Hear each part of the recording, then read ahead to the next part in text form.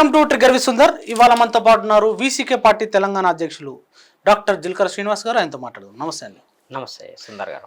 తెలంగాణ రాజకీయాల్లో ఏం జరుగుతుంది? ఒక దిక్కు బీఆర్ఎస్ పార్టీ మొత్తం ఖాళీ అవుతుంది, కాంగ్రెస్ పార్టీ ఏమో తెలంగాణ రాజకీయాల్ని ఈ పార్లమెంట్ ఎలక్షన్లని కాంగ్రెస్ వర్సెస్ బీజేపీ అన్న కోణంలో నడిపిస్తుంటే ఏది తెలంగాణకు ఉపయోగమా, ఇది నష్టం? చాలా తీవ్రమైన నష్టం చేస్తుంది. చాలా మంచి ప్రశ్న. గతంలో ఇదే స్ట్రాటజీని కేసీఆర్ గారు ప్రయోగించారు. ఏ స్ట్రాటజీని? ఇది అంటే కాంగ్రెస్ ని అండర్మైన్ చేయడానికి నా ప్రత్యర్థి బీజేపీ అని ప్రకటించి బీజేపీతో తలపడాలని ప్రయత్నం చేశాడు. ఉదాహరణకి గ్రేటర్ హైదరాబాద్ ఎలక్షన్స్ లో 16 కార్పొరేటర్లు ఉన్న కాంగ్రెస్ పార్టీని పక్కకు పెట్టి 1-2 సీట్లు ఉన్నటువంటి కార్పొరేటర్లు ఉన్న బీజేపీని తన ప్రత్యర్థిగా ప్రకటించింది. దానివల్ల ఏమైంది, 49 సీట్లు బీజేపీ గెలుచుకున్నది హైదరాబాద్ గ్రేటర్ ఎలక్షన్స్లో. అంటే ఎప్పుడైతే ఒక రూలింగ్ పార్టీ తన ప్రత్యర్థి పలానా పార్టీ అని ప్రకటిస్తుందో ఆటోమేటిక్గా ఓటర్లు జనాలందరూ ఆ ప్రత్యర్థి పార్టీ వెనకాల ర్యాలీ అవుతారు. అంటే బలమైన కాంగ్రెస్ పార్టీని ఎదుర్కోవడానికి సిద్ధపడకుండా బలహీనమైన బీజేపీ పార్టీని తన ప్రత్యర్థిగా ప్రకటించి బీజేపీకి పరోక్షంగా బలాన్ని ఇచ్చిన వాడు కేసీఆర్ గారు ఇక్కడ. కానీ చాలా జాగ్రత్తగా మనం గత రాజకీయాల్ని పరిశీలించి చూస్తే రేవంత్ రెడ్డి ఏం చేసిండంటే సీరియస్గా ఫైట్ చేయడం ద్వారా ఆ ఫైట్ బిట్వీన్ బీఆర్ఎస్ కాంగ్రెస్గా మార్చిండు. ఫలితంగా కాంగ్రెస్ బెనిఫిట్ అయింది. ఎప్పుడైతే ఈటెల రాజేందరు, కొండా విశ్వేశ్వర్ రెడ్డి బీజేపీలోకి ఎవరు చేరడానికి సిద్ధంగా లేరు, మమ్మల్నే ఎందుకు మీరు ఆ పార్టీలో చేరారు, మీరే బయటకు వచ్చేయండి అని చెప్పి రివర్స్ కౌన్సిలింగ్ ఇస్తున్నారని అన్నారో అప్పటి నుంచి బీజేపీ పతనం చెందటం ప్రారంభమైంది. అంటే తెలంగాణలో బీఆర్ఎస్కి కౌంటర్ బీజేపీ అన్న దశ నుంచి బీజేపీ కాదు కాంగ్రెసే కౌంటర్ అనే పరిస్థితి వచ్చింది. అట్లా కాంగ్రెస్ పార్టీ పవర్లోకి వచ్చింది.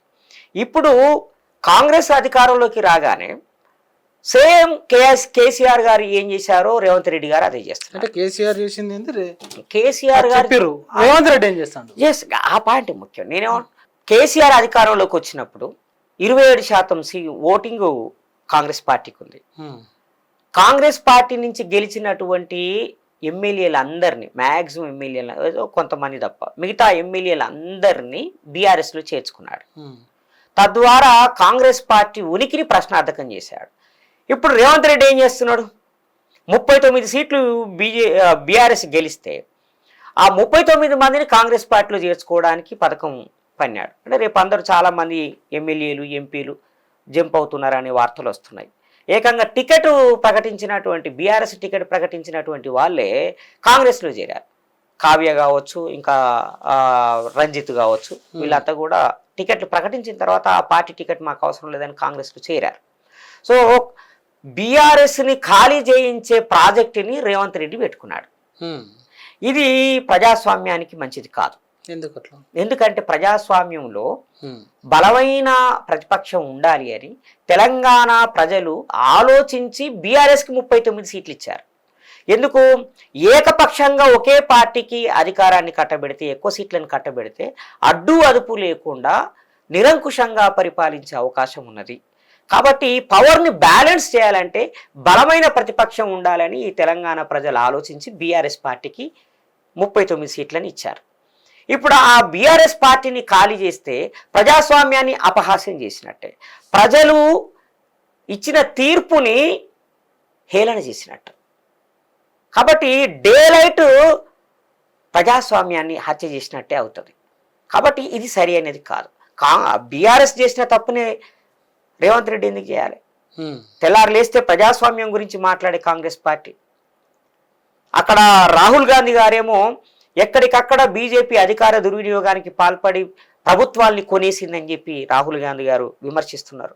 గతంలో చూసాం మనం, గోవా ప్రభుత్వాన్ని, కాంగ్రెస్ ప్రభుత్వాన్ని కొనేయటం మనం చూసాం. అట్లాగే కర్ణాటకలో కాంగ్రెస్ జేడిఎస్ ఇద్దరు కలిసి ఏర్పాటు చేసిన ప్రభుత్వాన్ని కూల్చేయటం కూడా మనం చూసాం కదా. కాబట్టి అట్లాగే మధ్యప్రదేశ్ ప్రభుత్వాన్ని కూడా అదేవిధంగా కూల్చేసింది.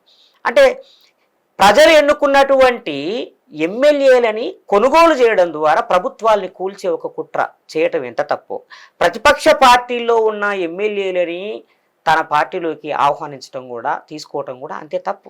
అంటే పొద్దున్న లేస్తే ఈ బీజేపీ వాళ్ళు ఈ బీఆర్ఎస్ వాళ్ళు కూడా 2 రోజులలో వారం రోజులలో మీ ప్రభుత్వాన్ని ఊలగొడతామని వాళ్ళు కూడా బయట బహిరంగంగా అది కూడా తప్పు. బీజేపీ సిఎల్పి నేత అవును కూడా మాట్లాడండి. అవును వాళ్ళు పడగొడతారు ఎప్పుడు తెలుసా, ఈ లోక్సభ ఎలక్షన్స్ అయిపోయినాక వాళ్ళకి స్పష్టమైన ప్లాన్ ఉంది బీజేపీకి. దక్షిణాదిలో బీజేపీ విస్తరించాలంటే దక్షిణాదిలో బీజేపీకి అనుకూలమైన పార్టీ అయినా అధికారంలో ఉండాలి, లేదా బీజేపీ అయినా అధికారంలో ఉండాలి. అందుకని వాళ్ళు ఏం చేయబోతున్నారు అని అంటే, నరేంద్ర మోడీ 3వ సారి అధికారంలోకి వస్తే ఇమ్మీడియట్గా జరగబోయే పరిణామం కర్ణాటకలో ప్రభుత్వాన్ని కూల్చేయటము, అట్లాగే తెలంగాణలో ఉన్న ఈ ప్రభుత్వాన్ని కూల్చేయటం.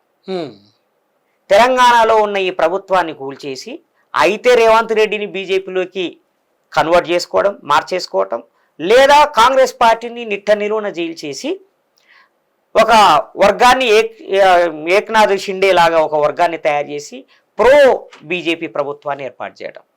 ఈ స్ట్రాటజీ వాళ్ళకు ఉన్నది. అందుకని అతి త్వరలోనే ఈ ప్రభుత్వం పడిపోతుంది, ఎన్ని రోజులు అని చెప్పి బీజేపీ నాయకులు కూడా మాట్లాడడం మనం ఎట్లా మాట్లాడతారు ప్రభుత్వాలు అనుకున్న ప్రభుత్వం మీద? దాన్ని కంటెంట్ ఆఫ్ కోర్టు కింద ఏమైనా తీసుకోవడానికి లేదు అంటే కోర్టులు ఏం స్పందించాయా దీని మీద? రాజ్యాంగ పరిరక్షణ ఏం చేయరా? రాజ్యాంగంలో చాలా స్పష్టంగా ఏముందని అంటే, 2/3 majority of the elected MLAs కనుక ఒక వేరే పార్టీలో చేరితే వాళ్ళకి పార్టీ ఫిరాయింపుల నిరోధక చట్టం వర్తించదు. అంతకన్నా ఏదో 1-2 అలా పార్టీ మారితే కనుక పార్టీ ఫిరాయింపుల నిరోధక చట్టం వర్తిస్తుంది. ఆ చట్టం ప్రకారంగా చర్యలు తీసుకోవచ్చు. అయితే కోర్టులు కూడా కావాలని జాప్యం చేస్తున్న పరిస్థితి ఉంది. ఉదాహరణకి కేసీఆర్ ప్రభుత్వంలో చాలా మంది ప్రభుత్వం మారినప్పుడు కేసులు వేస్తే ఎలక్షన్ డేట్ నాడు వచ్చినాయి మళ్ళీ తీర్పులు. కేసు ప్రభుత్వం అంటే పార్టీ మారిన రోజే కేసు వేస్తే అసెంబ్లీ ఎలక్షన్స్ వచ్చినాక తీర్పులు వచ్చినాయి. దానివల్ల ఏం లాభం? ఈ పార్టీ ఫిరాయింపుల్ని అడ్డుకునే బాధ్యత కోర్టులది. కోర్టులు కూడా చూస్తూ కూర్చున్నాయి. విచారణల పేరు మీద వాయిదా వేస్తూ 5 ఏళ్ల తర్వాత జడ్జిమెంట్ ఇస్తే ఆ పదవి ఉంటేది పోతేది. సో కోర్టులు కూడా ఈ విషయంలో చాలా నిజాయితీగా నిక్కచ్చిగా ఉండాల్సిన అవసరం ఉన్నది. సో నేనేమంటున్నాను, జనం ఎట్లా చూడాలి? ఇప్పుడు మేము కూల్చేస్తాం, జనం ఎన్నుకున్న ప్రభుత్వాన్ని మేము కూల్చేస్తామని చెప్పేసి వాళ్ళ రాజకీయ అవసరాల కోసమో అవకాశాల కోసమో మాట్లాడితే జనం చూసుకుంటున్నా. జనము గమనిస్తున్నారు. జనంలో ఒక కోపం ఉంది, ఆవేశం ఉన్నది. మేము గెలిపించుకున్న వాడిని ఆ వ్యక్తి తన అవసరాల కోసమైనా సరే, లేదా ఆ ప్రభుత్వాలు ఆ పార్టీలో తన అవసరాల కోసమైనా సరే కొనేసుకోవటం, అమ్ముకోవడం అనే దాన్ని ప్రజలు యాక్సెప్ట్ చేయట్లేదు. దానికి ప్రత్యక్ష సాక్ష్యమే లాస్ట్ టైం ఎవరైతే బీఆర్ఎస్ పార్టీకి అమ్ముడుపోయారో వాళ్ళు ఎవరు కూడా గెలవలేదు కదా. మళ్ళీ వాళ్ళకి టికెట్లు ఇచ్చాడు కేసీఆర్, కానీ వాళ్ళందరినీ ఓడించారు ప్రజలు. కాబట్టి ప్రజలకి చాలా స్పష్టమైన అవగాహన ఉన్నది. వాళ్ళు స్పష్టమైన తీర్పు ఇస్తున్నారు, కానీ ఆ తీర్పుని గెలిచిన వాళ్ళు అవహేళన చేస్తున్నారు, అధికారంలోకి వచ్చిన వాళ్ళు అవహేళన చేస్తున్నారు. బీఆర్ఎస్ కి భిన్నంగా ఈ కాంగ్రెస్ పార్టీ ఏం పరిపాలించట్లేదు. కేసీఆర్ కి రేవంత్ రెడ్డికి తేడా లేదు. కేసీఆర్ అదే బూతు మాట్లాడతాడు, రేవంత్ రెడ్డి అదే బూతు మాట్లాడతాడు. ఏంటిది? ఏం మార్పు తీసుకొస్తున్నారు మీరు ఇక్కడ? తెలంగాణ ప్రజలు ఒక సంస్కారాన్ని కోరుకుంటే ఇద్దరు సంస్కార రహితంగా మాట్లాడుతున్నారు. వ్యక్తిగత దూషణ, బూతులు, ఇదా ఈ సమాజానికి మీరు నేర్పేది? ఆయన కొనుగోలు చేశాడు, నువ్వు కొనుగోలు చేస్తున్నావు. ఆయన పార్టీ ఫిరాయింపుల్ని ప్రోత్సహించాడు, నువ్వు పార్టీ ఫిరాయింపుల్ని ప్రోత్సహిస్తున్నావు. ప్రోత్సహించండి ఎవరున్నారు ఇక్కడ? బీజేపీతో సహా అందరు ప్రోత్సహిస్తున్నారు. మరి ఎట్లా? దీన్ని ఏ భాషలో ప్రజాస్వామ్యం అనాలి? అప్పుడు ఇది ప్రజాస్వామ్యం కాదు. ఇది ప్రజాస్వామ్యం అనేది ఒక గొప్ప టర్మ్, అదొక గొప్ప భావన. ఈ ప్రాసెస్ ఏదైతుందో ఇది మ్యానిపులేషన్. ఇది ఈ ప్రభుత్వాలని నడిపే క్రమంలో జరిగే ఈ మ్యానిపులేషన్, ఇది administrative manipulation, post election manipulation. ఈ మ్యానిపులేషన్, ఈ మోసాన్ని, ఈ దగని ప్రజలు అర్థం చేసుకుంటున్నారు. తప్పకుండా దీనికి పనిష్మెంట్ ఉంటుంది. వీసీకే లాంటి నిబద్ధత కలిగిన, నిజాయితీ కలిగిన పార్టీలను గెలిపిస్తే ఈ అమ్ముడు పోవడం, కొనుక్కోవడం అనేది ఉండదు కదా. ఇక్కడ తెలంగాణకు సంబంధించి మందకృష్ణ గారు మందకృష్ణ గారు మందకృష్ణ గురించి మాట్లాడాలంటే బీజేపీని గెలిపించండి అని చెప్పేసి బీజేపీ నాయకుల కంటే ఎక్కువ ప్రచారం చేస్తున్నారు, చాలా ఆవేశంగా మాట్లాడుతున్నారు. ఎట్లా అర్థం చేసుకోవాలి? చాలా ఆశ్చర్యంగా ఉన్నది. ఒక 2 years 1 year క్రితం మేము వీసీకేలో చేరిన కొత్తలో ఒక సభలో నేను మత్స్యదేవేందర్ ఇద్దరం అంబేద్కర్ విగ్రహావిష్కరణ కార్యక్రమంలో పాల్గొన్నాం. దానికి మందకృష్ణ మాదిగ గారు కూడా వచ్చారు. వ్యక్తిగతంగా పర్సనల్గా మాట్లాడే క్రమంలో ఒక సక్సెస్ఫుల్ లీడర్ తిరుమావళవన్, సౌత్ ఇండియాలో ఆయన ఒక సక్సెస్ఫుల్ లీడర్గా ఉన్నాడు మన ఐడియాలజీ నుంచి. ఆయనతో పనిచేయడం మీరు చాలా సంతోషం అని అన్నాడు ఆయన. నేను కూడా కలిసి మాట్లాడతాను అన్నాడు. మీరు వీసీకేలో చేరటం మంచి విషయం తమ్ముడు అని మమ్మల్ని అభినందించాడు. మమ్మల్ని అభినందించి ఆయన బీజేపీకి సపోర్ట్ చేస్తున్నాడు. బీజేపీకి సపోర్ట్ చేయడం అంటే మాదిగలు ఆత్మహత్య చేసుకోవడమే. అంటే ఎట్లా అనంటే దేశవ్యాప్తంగా దళితుల మీద దాడులు చేస్తే ఆ దాడుల్లో ఎక్కువగా బలైందే మాదిగలు, చెమార్లు, మాంగులు, మాతంగులు. ఆర్ఎస్ఎస్ బీజేపీ చేసినటువంటి అన్యాయాలకి ఎక్కువ బలైందే ఈ వర్గాలు. అసలు చాలా గమ్మత్ ఏందనంటే వామపక్ష ఉద్యమాల నేపథ్యం నుంచి వచ్చాడు మందకృష్ణ మాదిగ గారు. పీపుల్స్ వార్లో పనిచేశాడు, పోలీసుల చేత దెబ్బలు తిన్నాడు, భూస్వాములని తరిమేశాడు, ప్రజల కోసం పనిచేశాడు, వామపక్ష భావజాలాన్ని ప్రచారం చేశాడు, ప్రజాస్వామిక భావాల్ని ప్రచారం చేశాడు. ఆ నక్సలైట్ ఉద్యమం నేపథ్యం నుంచి దండోరా ఉద్యమంలోకి వచ్చాడు. ఏనాడు కూడా ఆయన బీజేపీ సిద్ధాంతాన్ని నమ్మలేదు, ఆయన బీజేపీ ఐడియాలజీని నమ్మలేదు. ఆయన పైగా దానికి వ్యతిరేకమైన మార్క్సిస్టు ఐడియాలజీని లేదా దళిత ఐడియాలజీని ఆయన ప్రచారం చేస్తూ వచ్చాడు. కానీ ఎప్పుడైతే నరేంద్ర మోడీని కౌగిలించుకున్నాడో, కిషన్ రెడ్డితోటి ఆయన సాహవాసం మొదలైందో అప్పటి నుంచి ఆయన భాష మారిపోయింది. ఇప్పుడు మందకృష్ణ మాదిగ గారు దేశ సంస్కృతి, దేశ సంప్రదాయాలు, దేశ ఆచారాల గురించి ఆర్ఎస్ఎస్ బీజేపీల కంటే ఎక్కువ మాట్లాడుతున్నాడు. ఏంటిది దేశ సంప్రదాయం, దేశ విశ్వాసాలట.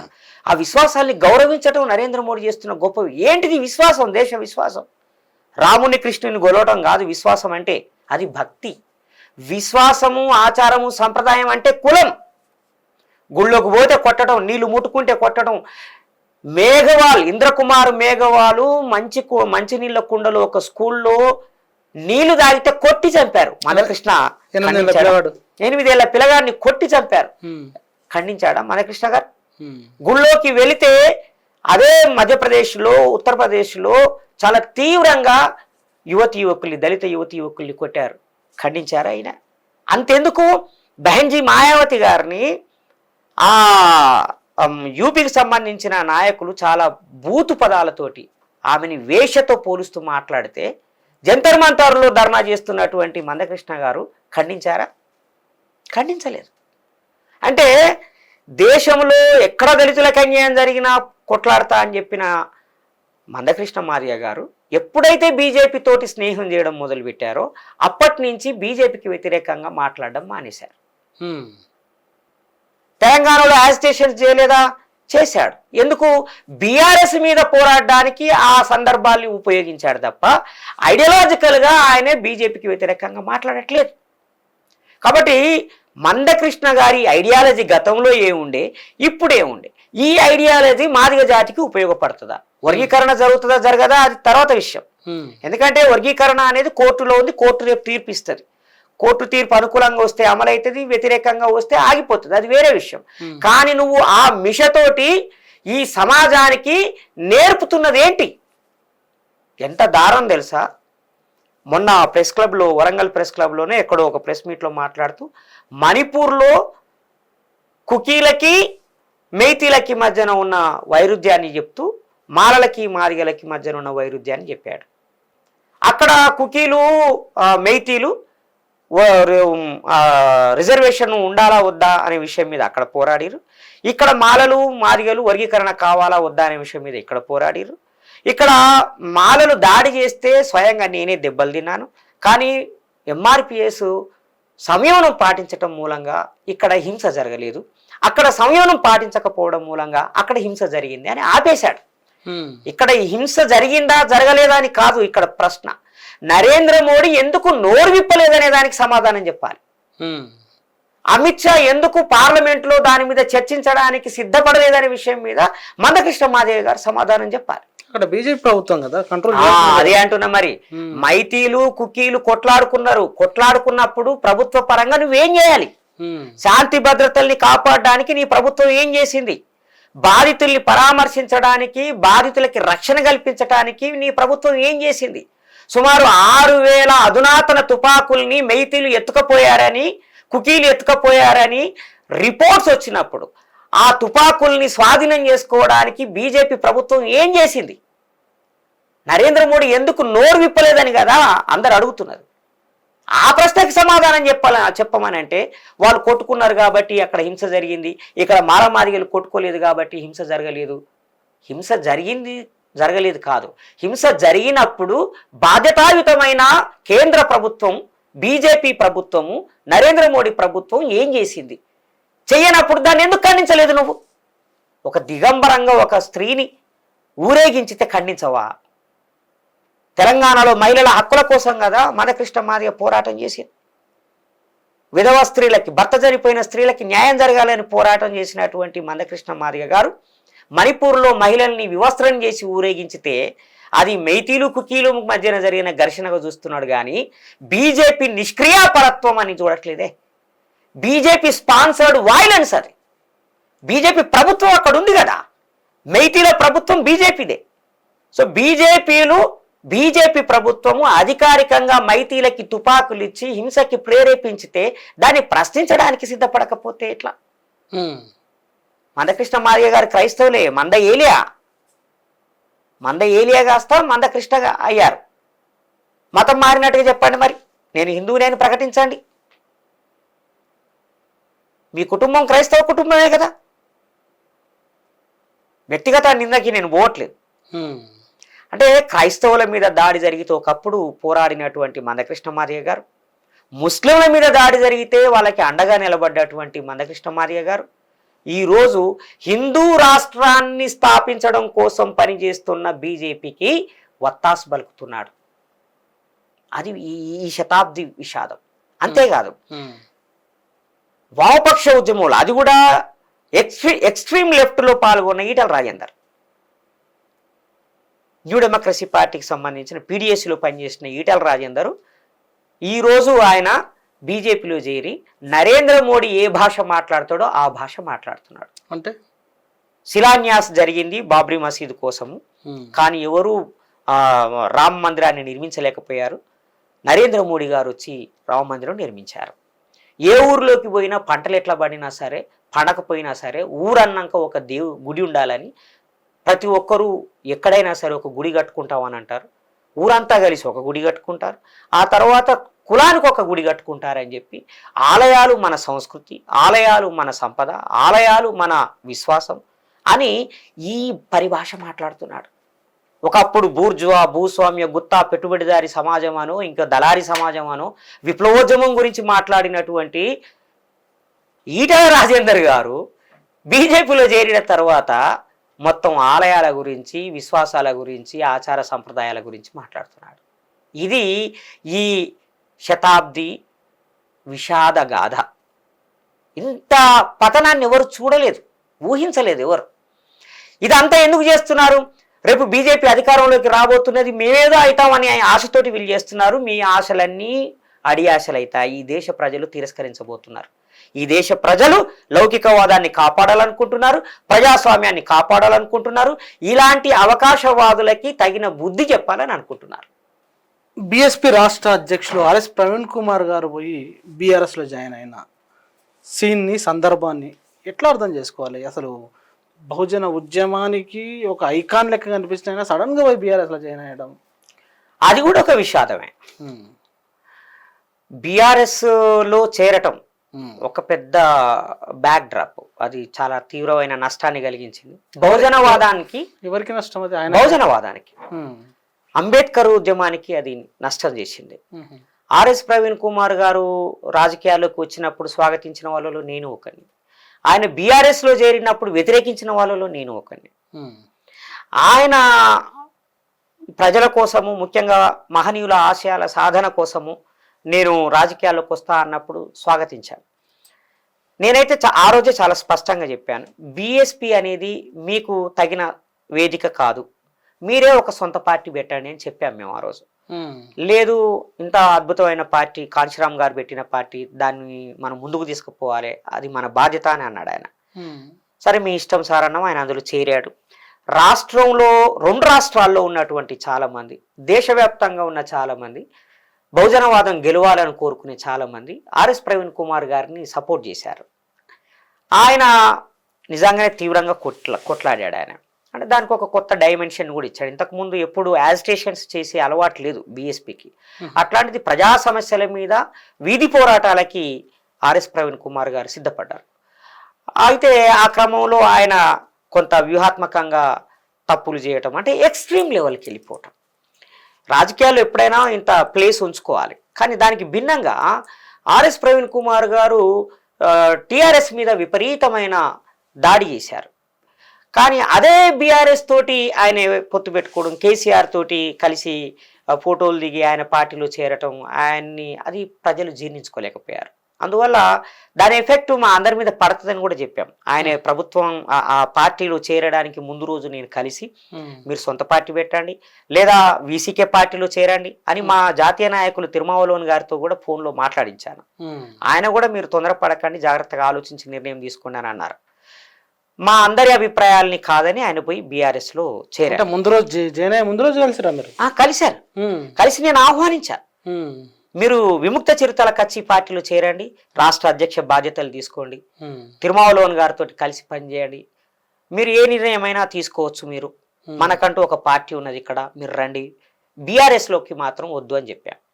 మీరు నిజంగా పార్టీ పెడితే ఇంకా బాగుంటుంది, సొంతంగా ఒక పార్టీ పెట్టండి, వెంటనే రిజిస్ట్రేషన్ చేయాల్సిన అవసరం కూడా లేదు, పార్టీ ప్రకటించితే చాలు, అన్రిజిస్టర్డ్ పార్టీగా మీరు ఎలక్షన్లో కంటెస్ట్ చేయొచ్చు, ఏ పార్టీతోటైనా పొత్తు పెట్టుకోవచ్చు, మంచి అయినా చెడైనా మీకంటూ ఒక పార్టీ ఉంటుంది. ఇవాళ మీరు టీఆర్ఎస్లో చేరినా కాంగ్రెస్లో చేరినా వాళ్ళకి నచ్చినా నచ్చకపోయినా మీరే బయటికి రావాలి, మీకు నచ్చకపోయినా మీరే బయటికి రావాలి. అలాంటి పరిస్థితి రావద్దంటే మీకంటూ ఒక వేదిక ఉండాలని చెప్పాం. ఆయన వినలేదు.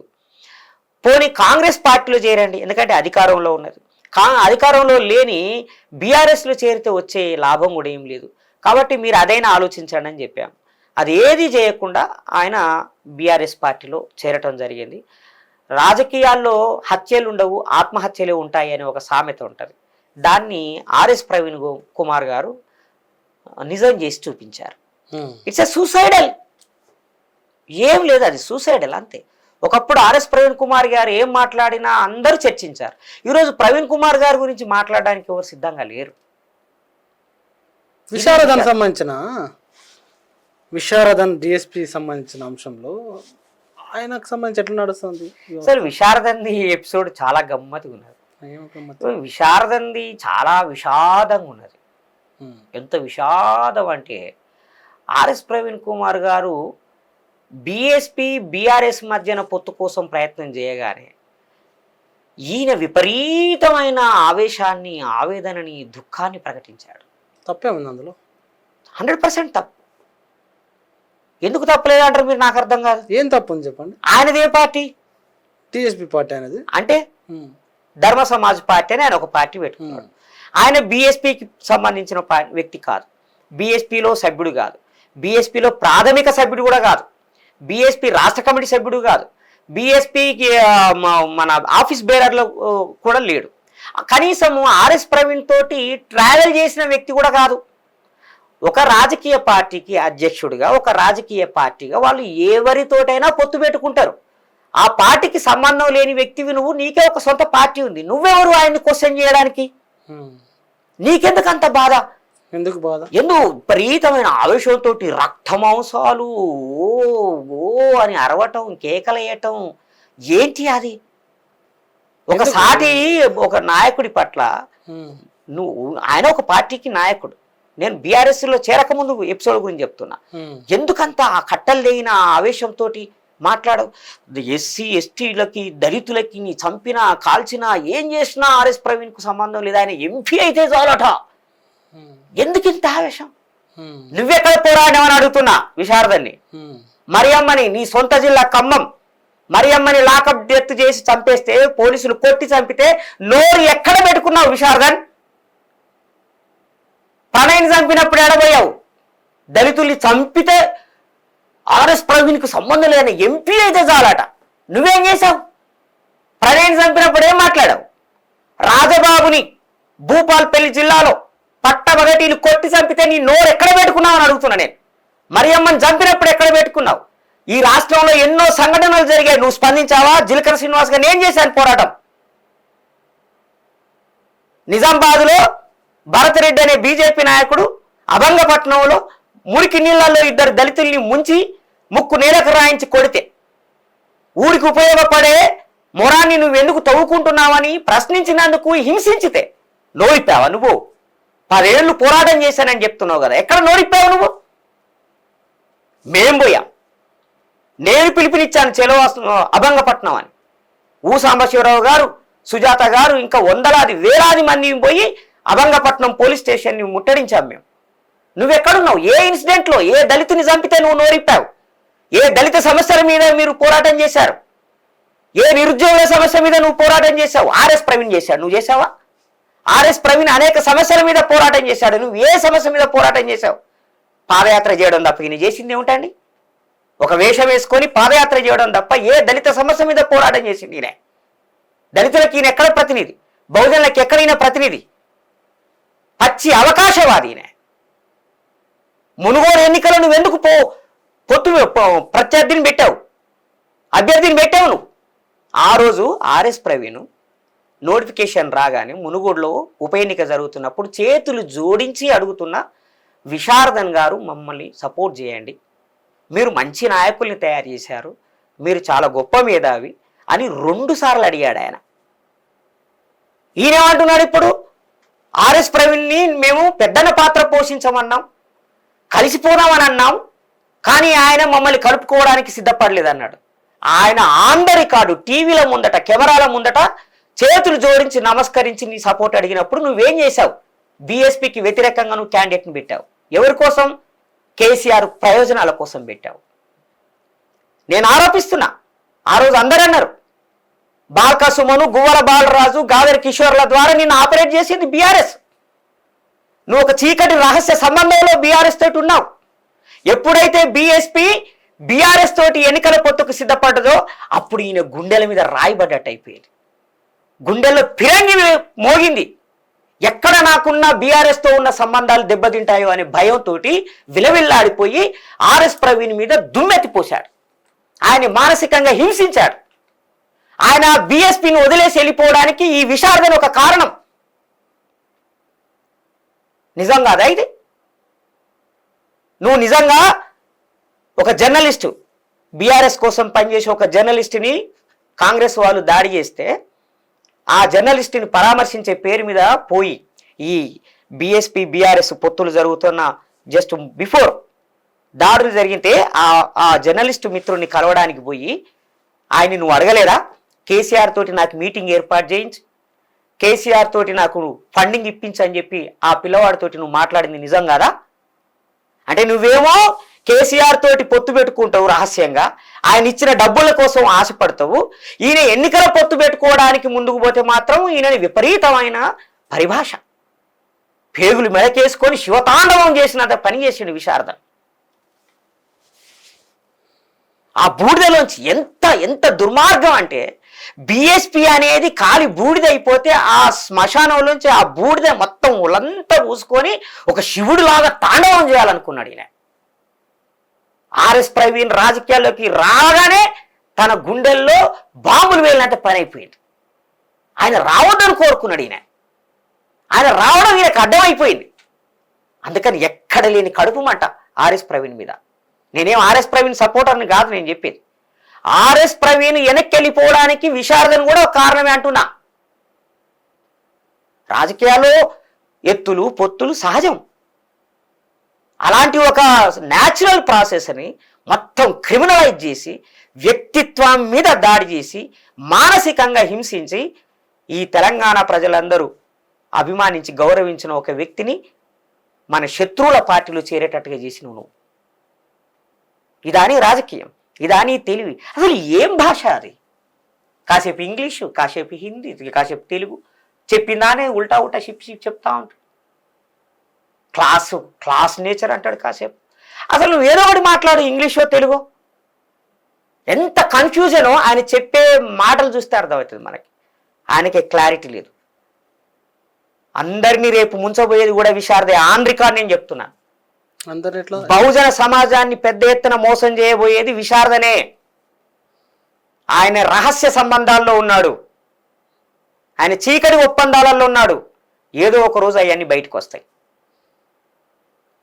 కాబట్టి ఆర్ఎస్ ప్రవీణ్ కుమారు బీఆర్ఎస్లో చేరటానికి ఈయనే కారణం. ఇంకా గమనించు, ఎప్పుడైతే ఆర్ఎస్ ప్రవీణ్ బీఆర్ఎస్లో చేరిండో అమ్మయ్య అని ఊపిరి పీల్చుకున్నాడు. ఈయన తర్వాత కామెంట్లు ఏం చేయనట్టు కామెంట్లు చేయట్లేదు. ఎందుకంటే ధర్మ సమాజ్ పార్టీ అలా ఉనికిలో ఉండడం అనేది అన్ని పార్టీలకు అవసరం. బహుజనుల ఓట్లు చీల్చడానికి, దళితుల ఓట్లు చీల్చడానికి ఆ విశారదాన్ని పెంచి పోషిస్తారు. కానీ బీఎస్పీ పొలిటికల్గా బీఆర్ఎస్తో పొత్తు పెట్టుకుంటే తనతోటి పొత్తు పెట్టుకోవడం లేదా ధర్మ సమాజ్ పార్టీ, ఏం ధర్మం అది తెలియదు మనకి, ఆ ధర్మ సమాజ్ పార్టీ తోటి రిలేషన్స్ మెయింటైన్ చేయలేరు వాళ్ళు. ఇప్పుడు ఆర్ఎస్ ప్రవీణ్ అందులో చేరాడు కాబట్టి వాళ్ళ అవసరం ఉంటుంది. ధర్మ సమాజ్ పార్టీ అనేది ఒకటి అవసరం ఉంటుంది. ఇప్పుడు మందకృష్ణ ఒక పార్టీ పెట్టుకున్నాడు, మహాజన సోషలిస్ట్ పార్టీ అని. దానికి పెద్ద పునాది లేదు, అది ఉనికి లేదు, అదేం ఆయన ఎప్పుడు దాన్ని ఒక రాజకీయ పార్టీగా నడపలేదు. ఆయన ఇప్పుడు బీజేపీ తోటి కలిసిపోయాడు, స్పష్టంగా బీజేపీ కోసం పనిచేస్తున్నాడు. ఆయన బాహాటంగా చెప్పి పనిచేస్తున్నాడు, అభినందించాలి మనం మందకృష్ణని. కానీ ఈయన రహస్యంగా పనిచేస్తున్నాడు. బీజేపీ కోసం కాదు, బీఆర్ఎస్ కోసం. 10 ఏళ్ళు బీఆర్ఎస్ అధికారంలో ఉంటే ఎక్కడైనా విశారదను పాదయాత్రని అడ్డుకున్నదా ప్రభుత్వం? సకల ఏర్పాట్లు చేశారు వాళ్ళు. ఏ ఊళ్ళోనైనా బీఆర్ఎస్ నాయకులు ఎవరైనా అభ్యంతరం చెప్పారా? పోనీ ఈ 10 సంవత్సరాల కాలంలో ఏనాడైనా కేసీఆర్ పేరు పెట్టి మాట్లాడా? 2014 ముందు మాట్లాడాడు, అది వేరే సంగతి. 14లో రాష్ట్రం ఏర్పడ్డ తర్వాత నుంచి ఎక్కడైనా సరే కేసీఆర్ని కానీ, కేటీఆర్ని కానీ, హరీష్ రావు కానీ, బీఆర్ఎస్ రాజకీయాల్ని కానీ పేరు పెట్టి మాట్లాడా? లేదు. ఎందుకంటే ఆయన రహస్య ఒప్పందంలో ఉన్నాడు. కానీ రేవంత్ రెడ్డి అధికారంలోకి రాకముందే రేవంత్ రెడ్డిని పేరు పెట్టి తిట్టడం మొదలుపెట్టాడు. అధికారంలోకి వచ్చిన తర్వాత రెడ్డి రాజ్యాన్ని ఏర్పాటు చేస్తున్నాడని చెప్పి విమర్శించాడు. వెలమ రాజ్యాన్ని ఏర్పాటు చేసిండు కేసీఆర్ అని ఒక్కరోజు ఎందుకు అనలేదు నువ్వు? మరి అదే అసలైన పాయింట్. అందుకని మొత్తం రేపు ఆర్ఎస్ ప్రవీణ్ కుమార్ బహుజన సమాజానికి ఎంత ద్రోహం చేశాడో అంతే పెద్ద ఎత్తున విశారదను కూడా రేపు ద్రోహం చేయబోతున్నాడు. వీళ్ళందరి లక్ష్యము బీజేపీకి పరోక్షంగా సహకరించడమే. చిలకర శ్రీనివాస్ గారు, థ్యాంక్ యూ వెరీ మచ్. అనేక విషయాల్ని మాట్లాడారు. ప్రజలారా విన్నారు కదా, అనేక అంశాల మీద శ్రీనివాస్ గారు అభిప్రాయాలు చెప్పారు. దాని మీద మీ కామెంట్ కూడా రాయండి. Thank you very much. చూస్తూనే ఉండండి TTN.